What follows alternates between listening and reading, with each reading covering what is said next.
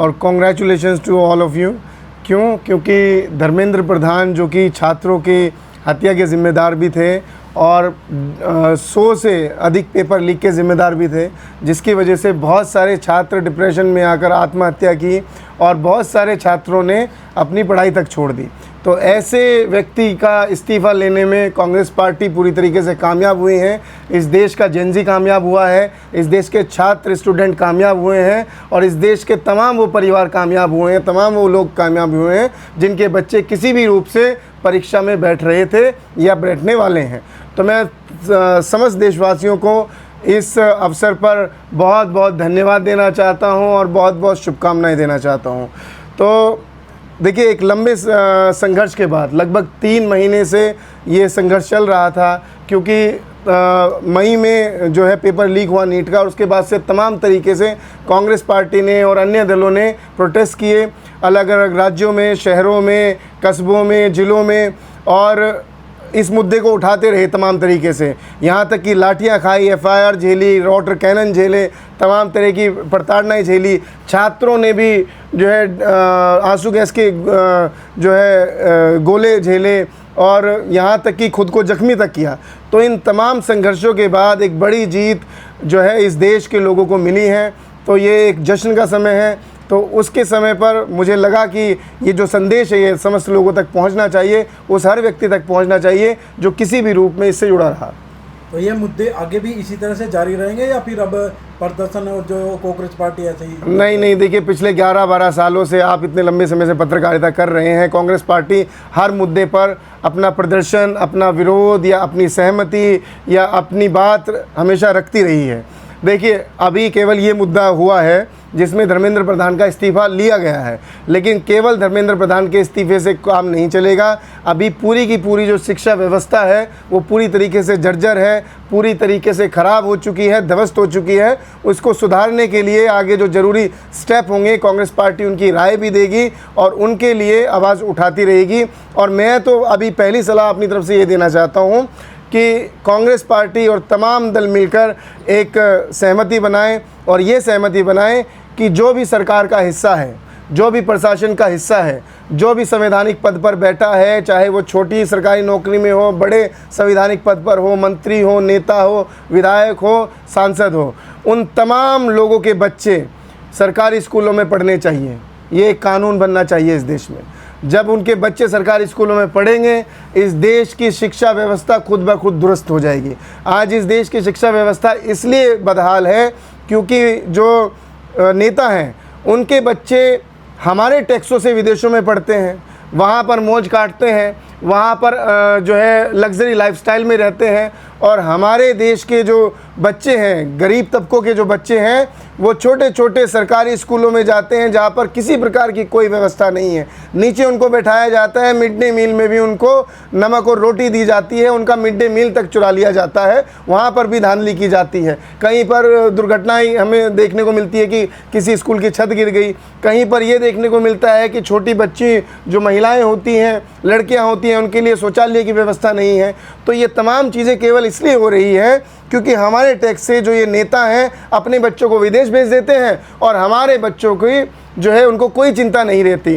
तो वो ये ज़रूरी समझते ही नहीं है, क्योंकि जब अपना भरा जग का भरा वाली बात है, उनको लगता है कि हमारे बच्चे पढ़ लिख गए तो सबके बच्चे पढ़ लिख गए, लेकिन ऐसा होता नहीं है। बात की जाए लोकल लेवल के जो घरोंडा कांग्रेस है वो किस तरह से कार्य करेगी जो शिक्षा का मुद्दा है उसको लेकर, क्योंकि स्कूलों की हालत आपको भी पता है, तो कैसे उससे निपटेंगे? देखिए, वही मैंने अभी एक इंटरव्यू में और कहा था। देखिए, मेरे को जिम्मेदारी मिलने के बाद पिछले कई सालों से हमारा संगठन हरियाणा में नहीं था, लेकिन हरियाणा में संगठन बना। संगठन सृजन अभियान के तहत जिला अध्यक्ष भी बने, ब्लॉक अध्यक्ष भी बने, अभी ब्लॉक कमेटी भी जल्दी बनने हैं। और मैं जब से बना हूं तब से मैं ग्राउंड में जाके रोज़ाना लोगों से मिलता हूं, 10-15 लोगों से रोज़ मिलता हूं, जानने की कोशिश करता हूं, समस्याएं अपने हलके की जो स्थिति है उसको देखने की कोशिश करता हूं, लोग किस प्रकार से क्या क्या समस्याओं का सामना कर रहे हैं उनको जानने की कोशिश कर रहा हूं। और जैसे जैसे हमारे पास इनपुट्स आते रहेंगे, चीज़ें आती रहेंगी, हम और उनकी समस्या के लिए खड़े होंगे और जनता तक बात पहुंचाने की कोशिश करेंगे। रही बात स्कूलों की, सरकारी स्कूलों में कुछ गया हूं मैं, वहां पर जो व्यवस्था है वो मैंने पहले भी बताया कि बहुत अच्छी नहीं है, बहुत ख़राब व्यवस्था है, अच्छी एजुकेशन उनको मिलती नहीं है। तो हमारी कोशिश होगी कि उनकी बेहतर शिक्षा के लिए जो है आवाज़ उठाई जाए। ज़रूरी हुआ तो धरना प्रदर्शन भी करेंगे, ज़रूरी हुआ तो भूख हड़ताल पर भी बैठेंगे, लेकिन पूरी तरीके से शिक्षा व्यवस्था को दुरुस्त करने की कोशिश करेंगे। 12 साल में पहली बार किसी ने इस्तीफा दिया है इस सरकार के अंदर। क्या लगता है कि विपक्ष भी वो नहीं कर पाया जो है छात्रों ने कर दिया, बच्चों ने कर दिया? क्या मानेंगे कि इस प्रोटेस्ट में जो कहा जा रहा था फंडिंग हो रही है, क्या हो रहा है, उस पर क्या कहेंगे? देखिए, भारतीय जनता पार्टी के राजनाथ सिंह जी जो रक्षा मंत्री भी हैं, उन्होंने कहा था कि भारतीय जनता पार्टी में इस्तीफे नहीं होते। तो भारतीय जनता पार्टी, नरेंद्र मोदी, धर्मेंद्र प्रधान की छाती पर चढ़कर इस देश के जेनजी ने, युवाओं ने इस्तीफा लिया है धर्मेंद्र प्रधान का।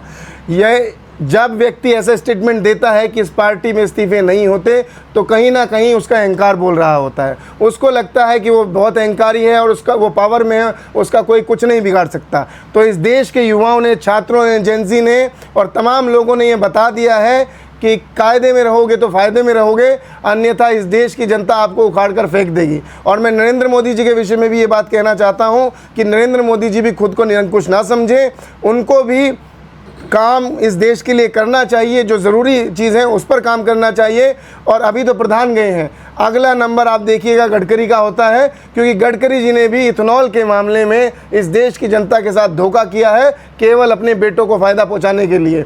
तो आगे आने वाले समय में आप देखेंगे कि कांग्रेस पार्टी इथेनॉल के मुद्दे को पूरी तरीके से उठाएगी, क्योंकि पिछले 3 महीने से कांग्रेस पार्टी लगातार जो शिक्षा, जब पेपर लीक हुआ, पेपर लीक के बाद से तमाम तरीके से आंदोलन कर रही थी, हर जगह जगह आंदोलन कर रही थी। तो ये युवाओं की जीत है, छात्रों की जीत है, देश के हर व्यक्ति की जीत है। तो कांग्रेस जो भारतीय जनता पार्टी इस अहंकार को छोड़ दे कि भैया वो पावर में है तो उनका कोई कुछ नहीं बिगाड़ सकता। देसी में कहावत है कि घमंड तो रावण का भी नहीं रहा, तो फिर ये भारतीय जनता पार्टी वाले क्या चीज़ है। अच्छा, पीएम मोदी जो है रात को 12 बजे एक रील डालते हैं, उन्होंने मित्रों कहना छोड़कर फ्रेंड्स इस्तेमाल किया, उस पर क्या कहेंगे? चलो, इंग्लिश का 1-2 शब्द तो बोला नरेंद्र मोदी जी ने, शायद वो मेलोनी को मेलोडी खिलाने गए थे, वहाँ से डियर फ्रेंड्स सुन के आए होंगे, सीख के आए होंगे। तो अच्छी बात है कि चलो 2-4 शब्द उन्होंने इंग्लिश के बोलने सीखे हैं, तो हमारे जेनजीओ के लिए संदेश ठीक है। लेकिन खाली ये वीडियो बनाकर काम नहीं चलेगा। मैं ये कहना चाहता हूँ कि जब मेरे जैसा एक छोटा व्यक्ति प्रेस कॉन्फ्रेंस कर सकता है, आपके तमाम सवाल ले सकता है, तो देश का प्रधानमंत्री, जिसको करोड़ों लोगों ने वोट देकर प्रधानमंत्री बनाया है, आखिर वो क्यों सवालों से भागते हैं? चाहे वो देश में हो तब सवालों से भागते हैं, विदेश में भी भागते हैं। नॉर्वे में भी हमने देखा कि किस प्रकार से, ऑस्ट्रेलिया में भी हमने देखा कि किस प्रकार से नरेंद्र मोदी जी ने देश की फजीहत कराने का काम किया। वहाँ का मीडिया बार बार मखौल उड़ा रहा था, हंस रहा था कि इस देश का प्रधानमंत्री नरेंद्र मोदी जो है वो सवालों से क्यों डरते हैं। तो मैं तो कहना चाहता हूँ कि आप 56 इंच रखते हैं, हम तो 43 इंच हैं भैया, 45 होंगे ज़्यादा। जब हम नहीं डरे तो आप क्यों 56 इंच होते हुए डर रहे हो? ठीक है, आपको डरने की आवश्यकता नहीं है। यदि देश की जनता ने आपको जिताया है, बनाया है, तो सवालों का जवाब दीजिए। और मैं उम्मीद करता हूं कि अब नरेंद्र मोदी जी को सबक मिला होगा धर्मेंद्र प्रधान के इस्तीफे के बाद, तो आगे आप लोग थोड़ा उनको पुश कीजिएगा ताकि वो आए, प्रेस कॉन्फ्रेंस करें, आपके कड़े सवालों के जवाब दें, इथेनॉल पर भी जवाब दें, नरवणे की किताब पर भी जवाब दें, वो जो 6 जवान मरे थे ऑपरेशन सिंदूर में, उन पर भी जवाब दें, शिक्षा व्यवस्था पर भी जवाब दें, और जो महिलाओं के साथ अपराध बढ़ रहा है और जो दलितों के साथ अपराध बढ़ रहा है, उन तमाम सवालों पर जवाब दें। धर्मेंद्र प्रधान के इस्तीफे की जो है अहम भूमिका आप इसमें कांग्रेस पार्टी की मानते हैं या कांग्रेस जनता पार्टी की? देखिए, इस देश में जो ये धर्मेंद्र प्रधान का इस्तीफ़ा हुआ, इसमें जो अहम भूमिका है वो पूरे भारतवर्ष के हर एक व्यक्ति की है, हर एक जेनजी की है, हर एक उस छात्र की है जो इस प्रोटेस्ट का हिस्सा रहा। जैसे कि मैंने आपको बताया कि मई में ये पेपर लीक होता है, और मई के बाद से लगातार 3 महीने से कांग्रेस पार्टी देश के हर कोने कोने में प्रोटेस्ट हुए हैं। हम अभी घरोंडा में बैठे हैं, घरोंडा में प्रोटेस्ट किया हमने, करनाल में भी किया, पानीपत भी किया, कुरुक्षेत्र में हमने वाटर कैनन खाई, लाठियाँ खाई, FIR ली। और चाहे NSU हो, यूथ कांग्रेस हो, महिला कांग्रेस हो, मेन कांग्रेस हो, राहुल गांधी हो, तमाम लोगों ने हर तरीके से भरसक प्रयास किया। मेरी आवाज़ जो बैठी हुई है ये ऐसे ही हंसते हंसते नहीं बैठी है। मैं पिछले कई दिनों से दिल्ली में था, जंतर मंतर पे भी था, और हमने तमाम तरीके से वहाँ पर भी आंदोलन करके आवाज़ उठाने का काम किया और लोगों को जागरूक करने का काम किया। तो कांग्रेस पार्टी ने इस मुहिम को शुरुआत किया, लेकिन बाद में देश के युवाओं ने, जेनजियों ने इसमें बढ़ चढ़कर योगदान देते हुए इसको सफल बनाया और एक बार फिर से कि जो भारतीय जनता पार्टी का अहंकार है उसको ध्वस्त करने का काम किया। दिल्ली में हुए लाठीचार्ज मामले में 15 से 16 साल के बच्चों को जो लाठियां लगी हैं, तो कहीं ना कहीं लगता है आपको कि जो पेपर लीक मामले में हठधर्मिता है किस तरीके से हावी थी, और कहीं ना भविष्य में पेपर लीक को लेकर क्या कुछ एजेंडे जो है कांग्रेस पार्टी के प्रवक्ता के तौर पर, लीडर के तौर पर क्या देखते हैं, क्या होना चाहिए? जी देखिए, ये तो बहुत ही आलोचना करने वाली बात है और बहुत ही दयनीय है कि किस बर्बरता से जो छात्रों को है 20 जुलाई को पीटा गया, सर फोड़े गए, आंसू गैस के गोले इस्तेमाल किए गए और जो है पैलेट गन का इस्तेमाल किया गया। राहुल गांधी जी ने प्रेस कॉन्फ्रेंस करके दिखाया भी कि किस प्रकार से जो छात्र हैं वो ज़ख्मी थे, चोटिल थे। एक छात्र की तो एक आँख से उसको दिखना तक बंद हो चुका है और कुछ छात्र अभी मिसिंग भी हैं। और एक सुनने में खबर आई थी, हालांकि अभी तक उसकी पुष्टि हुई नहीं है, कि एक लड़की की मौत भी हुई है। यदि ये सच है और यदि ये भी सच है कि कुछ छात्र लापता हुए हैं, तो ये बेहद ही शर्म करने वाली, डूब मरने वाली भारतीय जनता पार्टी के लिए बात है कि उन्होंने इस बर्बरता से छोटे छोटे बच्चों को, 18-18, 20-20 साल के बच्चों को सर फोड़ने का काम किया, केवल एक मंत्री को बचाने के लिए, एक व्यक्ति को बचाने के लिए। आखिर क्या जब कांग्रेस पार्टी और तमाम लोग इस आंदोलन को उठा रहे थे, क्या तब धर्मेंद्र प्रधान को इस्तीफ़ा नहीं देना चाहिए था? देखिए, इस्तीफ़े की बात मैं आपको बताऊं, इस्तीफ़ा कोई पहली बार थोड़ी मांगा गया है या इस देश में कोई पहली बार इस्तीफ़ा हुआ है। इस्तीफ़ा तो 1956 में जो लाल बहादुर शास्त्री ने, उन्होंने भी दिया था। वो रेल मंत्री थे, रेल दुर्घटना हुई, उन्होंने नैतिकता के आधार पर इस्तीफ़ा दिया। रक्षा मंत्री ने भी इस्तीफ़ा दिया, जो कृष्ण मेनन थे, उन्होंने भी इस्तीफ़ा दिया था। और ऐसे ही, केवल कांग्रेस की बात नहीं करूँगा, एनडीए सरकार की बात कीजिए आप। अटल बिहारी वाजपेयी प्रधानमंत्री थे, उनके रेल मंत्री थे नीतीश कुमार, जो बिहार के मुख्यमंत्री भी रहे हैं। तो 1999 में रेल दुर्घटना हुई, कोई 250 लोगों की मौत हुई, नैतिकता के आधार पर नीतीश कुमार ने भी इस्तीफ़ा दिया।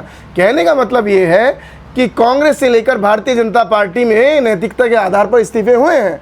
तो इनको ऐसी कौन सी हठधर्मिता या बेशर्मी है या कायरता है कि इनको अपनी कुर्सी छोड़नी ही नहीं है? ऐसा कौन सा कुर्सी का मोह है कि ये छात्रों को पीट देंगे, लाठियों से कूट देंगे, सर फोड़ेंगे, पैलेट गन चलाएंगे, उन पर आंसू गैस के गोले बरसाएंगे, लेकिन अपने पद से इस्तीफा नहीं देंगे? इनको तो खुद नैतिकता के आधार पर ये कहते हुए इस्तीफा देना चाहिए था कि मैं इस प्रोफाइल के